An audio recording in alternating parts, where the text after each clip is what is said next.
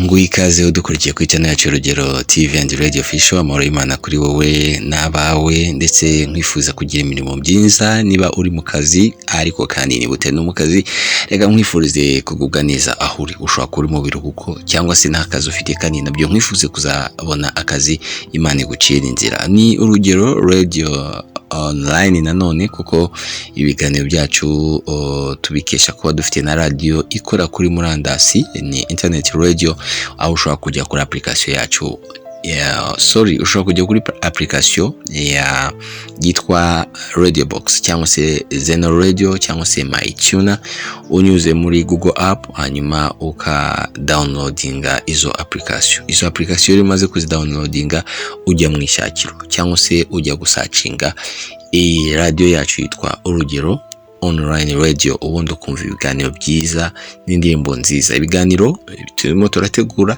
bijyanye n'ibi turimo turakora, nubwo ibyo turi gukora ari uburyo bwo guteguza abantu.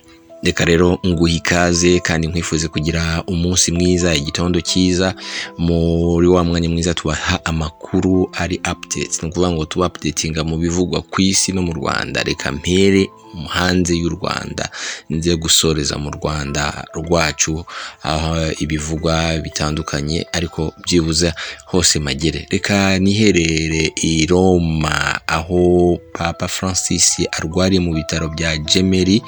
Kugeza ubu abantu barakibaza amakuru ye. Uyu munsi wa none Vatican yamaze gusora irindi tangazo rivuga ku buzima bwa Papa uko buhagaze. Papa Francis yarameze neza kuri uyu wa kabiri, nkuko tubikesha igitangazamakuru cya Vatican, kandi ngo nta bibazo by'ubuhumekero yongeye kugira. Papa ufite umusonga mu bihaha byombi amaze ibyumweru birenga 2 mu bitaro bya Gemelli i Roma. Vatican yavuze mu makuru yayo y'umugoroba ko uyu mupapa w'imyaka 88 y'amavuko akomeje kuba muzima, kandi ko nta bibazo by'ubuhumekero cyangwa bronchospasme ari byo bitera indwara y'ubuhumekero afite kugeza ubu. Vatican ivuga ko Francis nta muriro yari afite, kandi ko yari arimo ahabwa umwuka wa oxygene mazuru kuva mu gitondo cyo kuri uyu wa kabiri. Vatican ikomeza ivuga kandi ko guhumeka kwe mu ijoro ryose bisigaye bifashishwa n'ubufasha bw'imashini yo guhumeka, kugira ngo bitamuhutaza. Kugeza mu gitondo cyo kuri wa gatatu ameze neza, kandi Vatican ikomeza yongera ko ahora ari maso, ameze donc akurikirana uko ubuvuzi abaganga bari kumwitaho. Umukozi wa Vatican yavuze ko ubuzima bwa Papa muri rusange ari umutima n'impyiko byose bihagaze neza ugereranyije n'iminsi yabanje, ariko ko akomeje kuvurwa mu buryo buhambaye, kandi ko atari mu kaga. Kuva Papa yagenwa mu bitaro ku itariki ya 14 Gashyantare, ibintu byagiye bihinduka. Vatican yavuze ko ibihe bibiri byo kunanirwa guhumeka bikomeye byabaye kuwa mbere, byatewe n'ubwiyongere bw'ubushyuhe bw'imbere mu myanya y'ubuhumekero bukomeye, ndetse n'indwara y'ubuhumekero ikurikiraho. Kuwa gatanu nanone w'icyumweru cyashize, Francis yagize ikibazo cy'ubuhumekero cyatumye asuka navuga aruka. Ibyo byabaye nyuma yo guhumeka igihe kirekire. Ku ya 22 Gashyantare byasabye ko bamuha amaraso kubera umubare muto udufashe tw'amaraso. Uwo mutegetsi wa Vatican yavuze ko umuntu urwaye indwara y'ubuhumekero idasanzwe ashobora kugira ikibazo cyo guhumeka. Cardinale Angelo de Donatis, umutegetsi mukuru wa Vatican, azasimbura Papa Francis mu kuyobora umuhango wo gutangiza igisibo ni kuri wa gatatu ku musozi wa Aventine i Roma. Mbere yuko Papa agenwa mu bitaro bwa nyuma, yarafite gahunda icucitse cyane ku bihereranye n'ibirori bifitanye isano n'umwaka wa yubile ya Kiliziya Gatolika. Francis wavutse yitwa George Bergoglio ntiyasenze isengesho rye kuri iki cyumweru rya gakondo rya Angelus ku cyumweru, navuga ko iki cyumweru dushoje cya gatatu, ibibaye icyumweru cya gatatu yikurikiranya, maze Vatican itanga inyandiko aho muri iyo baruwa Papa yashimiye abantu bamwifurije ibyiza kubera amasengesho yabo, agira ati numva munkunda kandi munkunda by'ukuri, kandi muri iki gihe cyihariye numva ari nkaho ndi mu maboko y'ubwoko bwose bw'Imana, kandi ko mushyigikiye mwese ndabashimira. Amakuru yacu tuyakomeze mu gihugu cya Nigeria aho pasiteri wa Calabar witwa Obong Base Etim bivuga ko yishe umukobwa we amushinja ubupfumu ahita ubonera harahunga. Abategetsi bo muri leta ya Cross River mu gihugu cya Nigeria, iyo ni leta imwe mu mareta yo muri Nigeria, batangije igikorwa cyo guhiga umupasiteri Apostle Obongo Base Etim ushinjwa kwica umukobwa we w'imyaka 16 nyuma yo kumwita umupfumu. Iki gikorwa giteye ubwoba, bivugwa ko cyabaye ku ya 15 Gashyantare 2025 i Calabar. Cyamenyekanye cyane binyuze mu butumwa bwagiye bukwirakwira kuri X icyahoze ari Twitter. Bivugwa ko uwo mwana wari urwaye indwara ya Down yishwe na se wavugaga ko yashoboraga kwihindura inzoka, ngo yamushinjaga ko ari umupfumu wihinduramo n'inzoka. Nkuko bitangazwa n'itangazamakuru, uyu mugabo ubu ari mu buhungiro, yarahunze, polisi iracyari kumushakisha.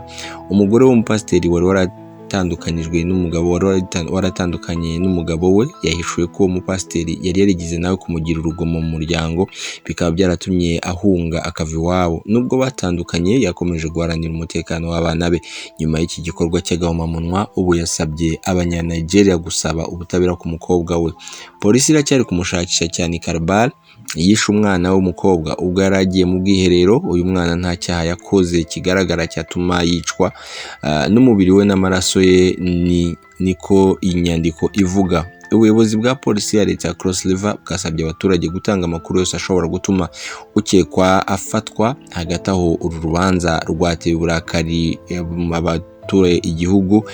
Abanya-Nigeria benshi bifashisha imbuga nkoranyambaga kugira ngo bagaragaze ko bamaganye urwo rubanza kandi basaba ubutabera bwihuse ku rubyiruko rwishwe. Amakuru yanjye nabateguriye umunsi reka nyasoreze mu Rwanda, aho Pastor Kamasa n'umutoza wa ekipe ya volleyball y'abakobwa ya IPR. Uyu mugabo akaba ubaye n'umupasiteri abarizwa mu itorero rya Zion Temple. Ashimye Imana cyane ku nyuma yuko akuye igikombe mu irushanwa rya zone ya 5 rya volley mu byarimo yabera Bugande. Uyu mugabo akaba yakuye igikombe hamwe n'abakobwa ayoboye mu ikipe ya volley ya APRFC. Magambo akomeye yavuze, yashimye Imana, avuga ko byose abishimira Imana, ndetse avuga ko ari umwe ibyo ageraho byose abifashwa n'Imana. Avuga ko uwo mwami ari mwiza. Mu magambo ye yahimbaje Imana, asingiza Imana, avuga ko byose abikesha Imana yo yamuhaye ayo mahirwe, imuha icyo gikombe, kimwe mu bisobanuro ngo gifite igisobanuro gikomeye mu buzima bwe n'umuryango we ndetse no ku ikipe ya APR ya volley y'abakobwa. Iki gikombe rero agitwaye nyuma yuko ikipe yitsinze ku mukino wa nyuma, ikipe y'Abanyakenya itsinda amaseti 3-1. Hanyuma uyu mugabo aboneraho guhita yegukana igikombe hamwe n'ingabo ze z'abakobwa, ndavuga abakobwa bakina mu ikipe ya volley ya APR. Bivugwa ko uyu mugabo Pastor Kamasa ni umwe mu bakozi b'Imana bahagaze neza mu gisata cya siporo, ndetse bafite guhagarara bemye bagahamya Kristo, bakavuga imbaraga z'Imana n'ubushobozi bw'Imana.